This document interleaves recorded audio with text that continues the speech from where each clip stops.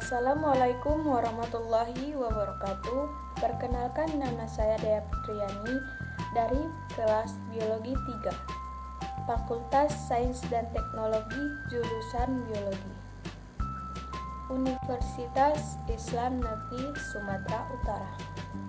Di sini saya akan sedikit menjelaskan tentang daftar pustaka. Yang pertama, kita akan membahas pengertian daftar pustaka. Daftar pustaka adalah daftar rujukan dari semua kutipan yang digunakan di dalam karya ilmiah. Rujukan yang dimasukkan ke dalam daftar pustaka bersumber dari buku, makalah, maupun artikel di majalah atau koran. Dalam karya ilmiah, daftar pustaka terletak setelah bagian penutup.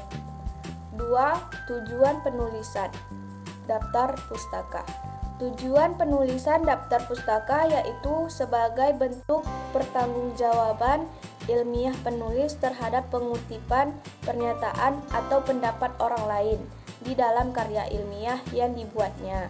Penulisan daftar pustaka memiliki aturan-aturan tertentu. Permasalahan yang umum terjadi di dalam penulisan daftar pustaka ialah kesalahan dalam cara menulis nama penulis karya ilmiah. Asal-usul istilah daftar pustaka.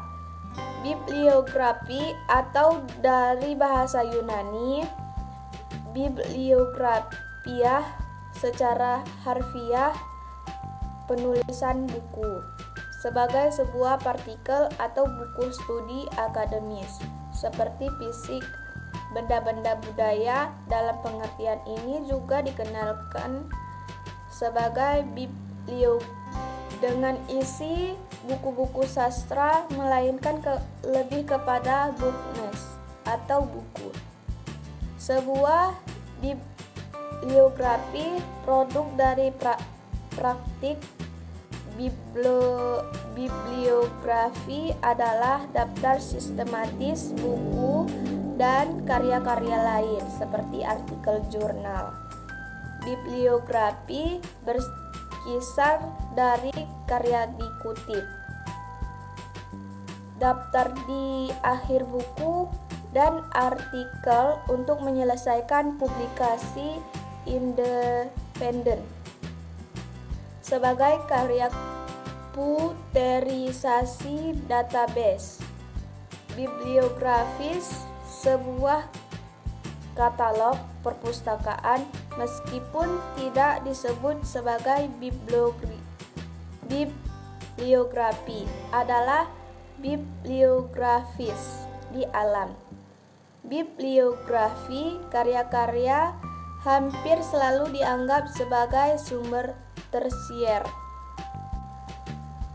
Bibliografi karya berbeda dalam jumlah detail tergantung pada tujuan dan secara umum dapat dibagi menjadi dua kategori: enumeratif atau sistematis yang menghasilkan sebuah gambaran mengenai publikasi dalam kategori tertentu, dan analitis atau kritis, bibliografi yang mempelajari produk buku.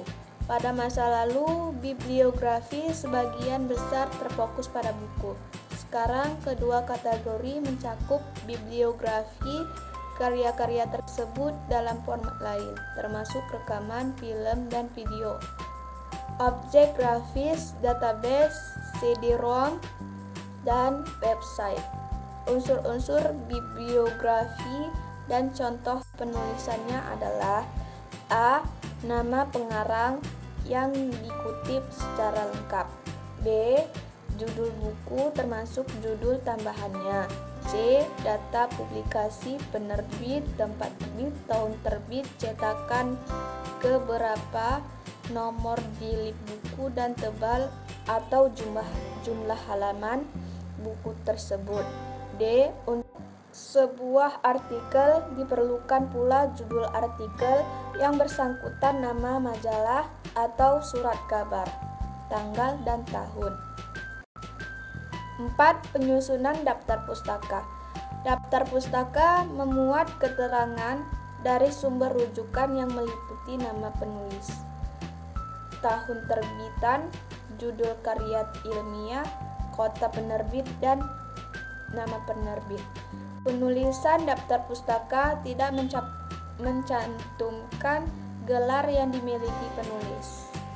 Daftar pustaka disusun sesuai urutan alfabet dari nama belakang masing-masing penulis. Penulisan daftar pustaka tidak memakai penomoran. Penulisan daftar pustaka harus sesuai dengan ketentuan instansi yang memiliki wadah penulisan karya ilmiah. Ketentuan tersebut harus telah diikuti sebagai aturan konvensi yang berlaku di dalam instansi. 5. Jenis daftar pustaka. Jenis bibliografi yang dihasilkan dalam pembuatan publikasi sekunder akan tergantung pada jenis pustaka yang akan didaftar. Misalnya akan dibuat daftar yang berasal dari deskripsi, katalog, buku yang dimiliki perpustakaan. Maka daftar pustaka tersebut dapat dinamakan daftar katalog. Sementara jika daftar yang disusun berdasarkan judul artikel sesuai majalah, maka daftar tersebut dapat disebut daftar isi. Dari segi cara penyajian dan uraian deskripsinya, bibliografi dibagi menjadi dua. Yang pertama, bibliografi deskriptif, yaitu bibliografi yang dilengkapi deskripsi singkat yang didapat dari gambaran fisik yang tertera atau tertulis dalam bahasa pustaka, seperti judul buku atau majalah, judul artikel, nama pengarang, data terbitan atau imperisum, kolasi, serta kata kunci dan abstrak yang tertulis. 2. Bibliografi evaluatif, yaitu bibliografi yang dilengkapi dengan evaluasi tentang suatu bahan pustaka. Evaluasi ini biasanya mencakup penilaian terhadap isi suatu bahan pustaka atau artikel. 6. Cakupan daftar pustaka. Dari segi cakupannya, bibliografi dapat dibagi menjadi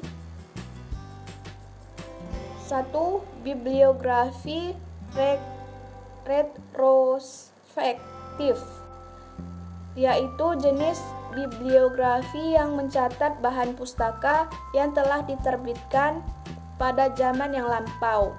Misalnya, bibliografi sejarah perang Diponegoro. 2. Bibliografi terkini atau current, yaitu jenis bibliografi yang mencatat terbitan yang sedang atau masih terbitan saat ini. Contohnya, Ulrich International Periodical Directory. 3. Bibliografi selektif, yaitu jenis bibliografi yang mencatat terbitan tertentu dengan tujuan tertentu. Misalnya, buku bacaan terpilih untuk anak usia prasekolah. Bibliografi subjek, yaitu jenis bibliografi yang mencatat bahan pustaka atau artikel pada bidang ilmu dan subjek tertentu. Misalnya, bibliografi khusus ternak kelinci. 5. Bibliografi nasional, yaitu jenis bibliografi yang mencatat terbitan suatu negara atau daerah regional tertentu. Contohnya, Bibliografi Nasional Indonesia. Penentuan cakupan atau topik suatu bibliografi ditentukan berdasarkan berbagai pertimbangan antara lain. 1. Permintaan penggunaan. 2. Topik yang sedang berkembang atau yang banyak diperlukan saat itu. 3. Dokumentasi koleksi yang dimiliki. 4. Mandat instansi. 7. Bagian daftar pustaka. Suatu deskripsi bibliografi biasanya terdiri dari 1. Judul, berisi judul artikel atau judul buku yang akan dideskripsi. 2. Kepengarangan, berisi nama pengarang, perorangan atau pengarang badan, korporasi. 3. Sumber, berisi judul jurnal, judul prosidik, atau judul buku di mana informasi tersebut berada. 4. Data terbitan atau impresium, berisi data tentang kota terbitan, nama terbit, dan tahun terbit. 5. Keterangan fisik buku atau kolasi yang berisi halaman, lokasi artikel ditemukan. 6. Keterangan informasi seperti kata kunci dan abstrak. 7. Keterangan tambahan seperti lokasi rak, penyimpanan, kode nomor perpustakaan pemilik bahan pustaka, dan sebagainya. 8. Manfaat daftar pustaka. Pencatatan informasi mengenai koleksi perpustakaan dalam bentuk bibliografi dilakukan dengan berbagai alasan, antara lain: 1. Jumlah koleksi perpustakaan yang semakin meningkat bentuk dan bidang kajiannya. 2. Kebutuhan informasi para penggunaan yang semakin beragam dan meningkat jumlahnya. 3. Upaya untuk meningkatkan kualitas layanan penelusuran informasi yang cepat dan tepat.